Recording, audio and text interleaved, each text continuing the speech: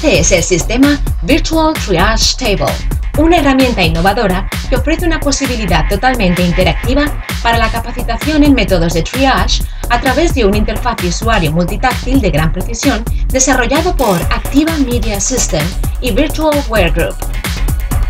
La A-Touch Table cuenta con una superficie de 55 pulgadas protegida por una lámina de vidrio templado y utiliza lo último en tecnología de infrarrojos multitouch que permite hasta 32 toques con un tiempo de respuesta de tan solo 7 milisegundos.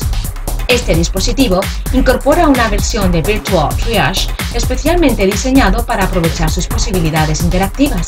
Varios usuarios pueden interactuar mientras entrenan y aprenden métodos de triage de una forma intuitiva y muy similar a la realidad.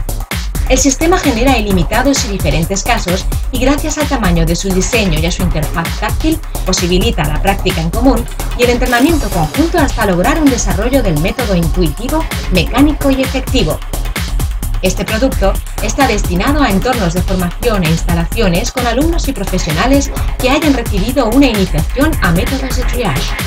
Descubra una nueva herramienta para el aprendizaje y la práctica de una de las más importantes acciones en situaciones de emergencia y desastres. Descubra el sistema Virtual Triage Table. Para más información visite